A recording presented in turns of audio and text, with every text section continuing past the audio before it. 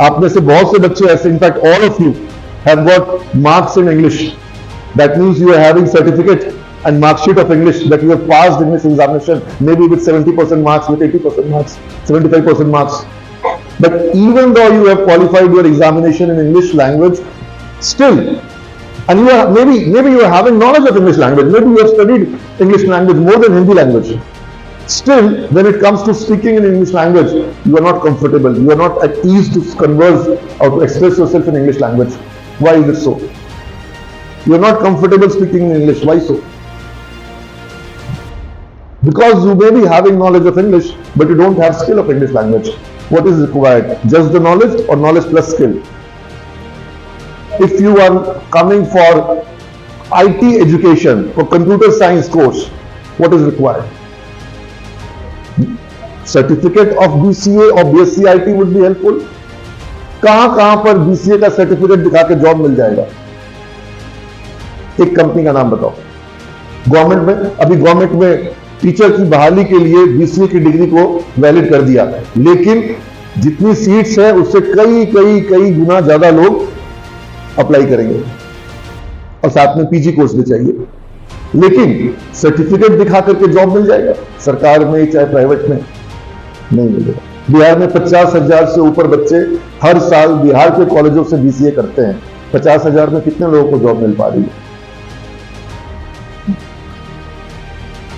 500 को भी मिल पा रहा है. इवन 1%. 50,000 में 500 को भी जॉब मिल पा रहा है. और सिमेज में जो बीसीए कर रहे हैं, हमारा 296 बच्चों को तो विप्रो एक साथ ले गई.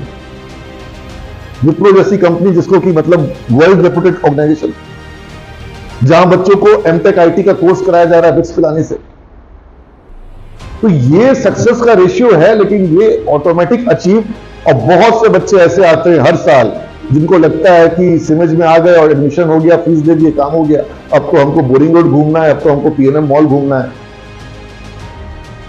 तो वो बेचारे जीवन भर घूमते ही रहेंगे जॉब की तलाश में, और घर जाएंगे तो उनको ताना सुनना पड़ेगा. आप मेरी बात समझ रहे हैं ना? अभी तक घर में ताना नहीं पड़ा है आपको? पड़ा है क्या?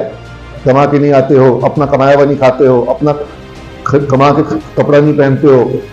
लेकिन क्या 5 साल बाद भी ऐसा ही रहेगा? शादी हो जाएगी, बच्चे हो जाएंगे, उनकी फीस कौन भरेगा? पापा तुम्हारे. पापा पैसा दीजिएगा, बेटा का फीस देना है. बीवी बोल रही है साड़ी लाना है, पैसा दीजिए. कब तक? You have to earn. और आप देख रहे हैं क्या सिनेरियो जॉब्स का. 50,000 लोग बीसीए कर रहे हैं, 500 को जॉब नहीं मिल रहा है. तो degree will not serve the purpose.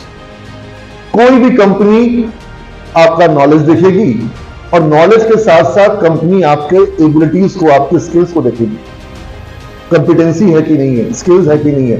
फिर कंपनी देखती है कि एप्टीट्यूड कैसा है. लर्निंग एप्टीट्यूड है, डिसिप्लिन है, डेडिकेशन है. इन चीजों को देखने की प्रक्रिया है, चेक करने की प्रक्रिया है. कौन सा स्टूडेंट डिसिप्लिन्ड है, ऑर्डर में है, बात मानने को तैयार है, लर्निंग का अप्रोच है. आज भी हम यही सब देखेंगे, क्योंकि यही सब चीजें जो है हमको ये बताएगी कि इस बच्चे को अगर हम लेते हैं तो ये 3 साल तक सीखने को तैयार रहेगा, बात मानने को तैयार रहेगा. इसी के ऊपर रिस्क लेते हैं हम कि ये लड़का जो है, ये लड़की जो है, ये सीख जाएगा. भले अभी पीछे है, लेकिन ये आगे आ सकता है. लेकिन अगर कोई स्टूडेंट में वो लर्निंग अप्रोच नहीं है, केयरलेसनेस है, तो उस लापरवाह छात्र को उसकी पूरी, वो कहते ना कि चाहे तो कुत्ते की पूंछ को भी सीधी की जा सकती है, सुनो, नहीं की जा सकती. मुश्किल होता है ना. अगर वो लापरवाही को सुधारना एक पूरी प्रक्रिया है. अब उस प्रक्रिया में हमारे पास व्यवस्था अभी नहीं है.